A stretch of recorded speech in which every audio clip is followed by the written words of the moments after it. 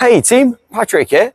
Now hopefully today's lesson will have a big positive impact on your game straight away, as we're going to change your mindset as well as your technique. Tennis is a game of errors at all levels, but particularly at the recreational level, so we're going to make you really consistent. I've previously covered how to control direction and speed. So in this video, we'll look at how to consistently clear the net without missing long. So let's get into it. When you're playing a ground stroke from behind the baseline, it's pretty obvious. The first thing we have to do is get the ball over the net. That's our obstacle.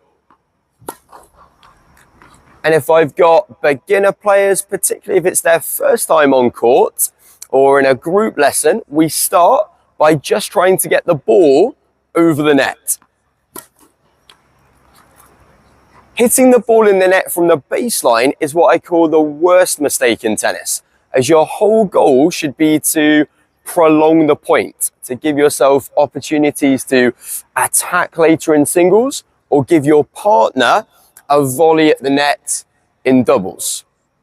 The net is only this little 3 feet. You've got all of this room up there, so don't hit the net.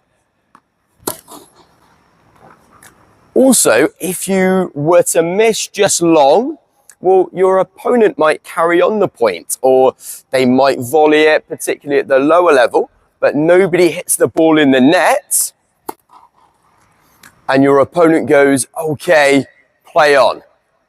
Also, if you aim higher, not only are you less likely to hit the net, the ball is also going to go deeper because it's going to stay in the air longer and carry further.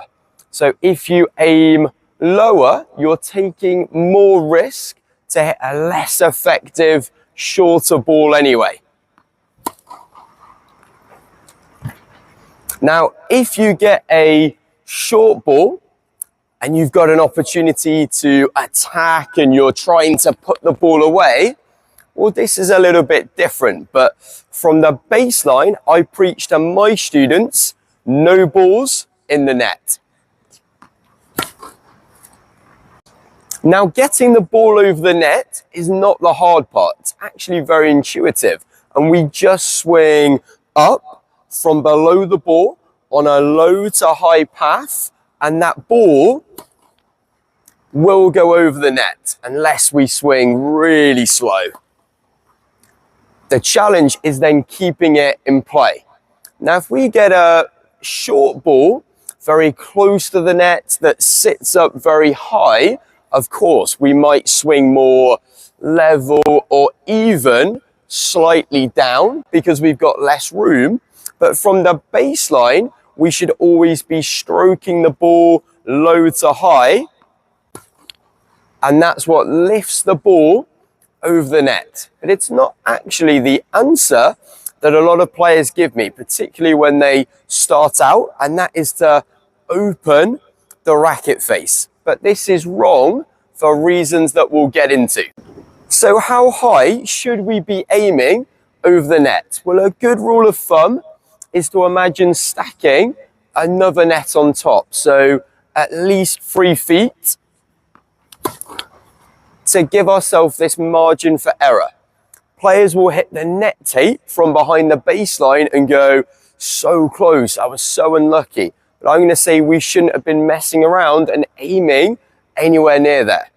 If you aim higher and miss your spot a little bit and it skims the net, for a winner, well, great, take it, act like you meant it.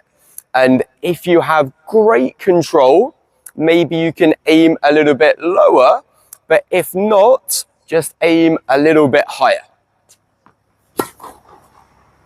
Most players aim too close to the net because they're afraid of missing long. But if you miss long, I still want you to swing up and finish all the way up here. We just need to close the angle of the racket face. The ball will go too long if the racket face is too open.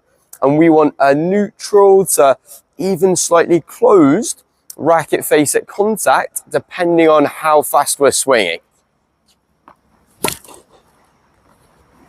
Most players will not have the racket face too closed. Now, if we close the face and swing straight in the direction of our target, by the time gravity takes over, it's just going to hit the net. But if we close the face and swing up, well, now we're going to spin up the back of the ball.